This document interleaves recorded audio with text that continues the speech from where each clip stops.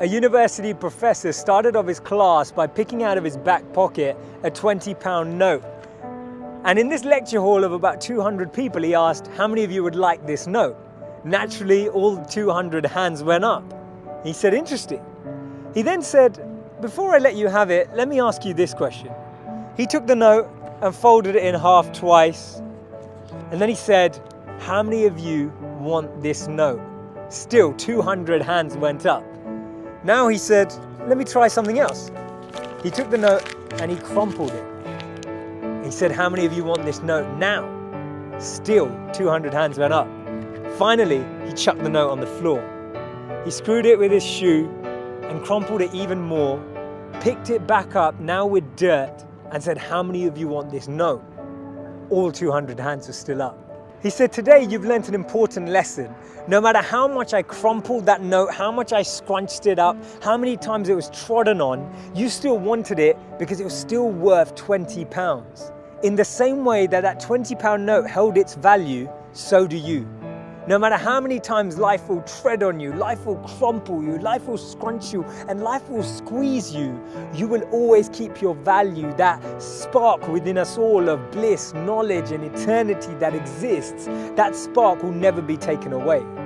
Our value is not created by the price of our clothes or our bank balance or the job title that we have. See, we should be building life and not just building our CVs. In the middle of 2009, he was the software engineer that no one wanted to hire. He had 12 years of experience at Yahoo, but he was rejected by Facebook and then rejected by Twitter. He'd been to a great university. He had a great CV. But he decided to team up with one of his alumni members at Yahoo and started to create an app and focus on the startup space. In 5 years' time, he sold that app for $19 billion to Facebook. Believe it or not, that was Brian Acton, the co-founder of WhatsApp. When he was rejected from Facebook, he said it was a great opportunity to connect with some fantastic people. I look forward to life's next adventure. When he was rejected by Twitter, he responded by saying, worked out, it was quite a long commute.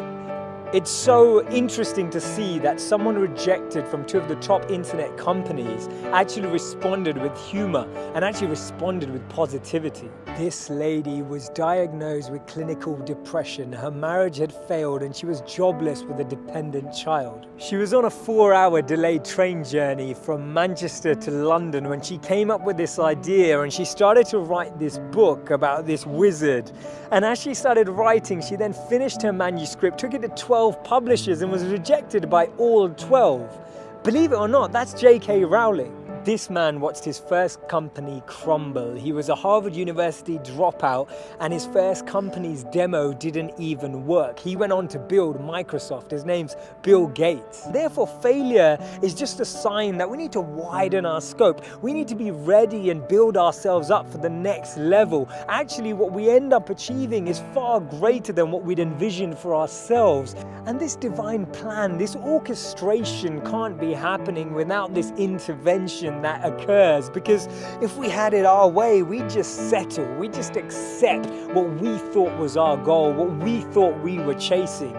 But actually, I've noticed that when you don't get that, later down the line, you look back and you reflect and realize that what you've gained is so much greater. Failures are only failures when we don't learn from them, because when we learn from them, they become lessons, and we actually extrapolate all of these teachings and actually get more insight into how we can improve the way we work. And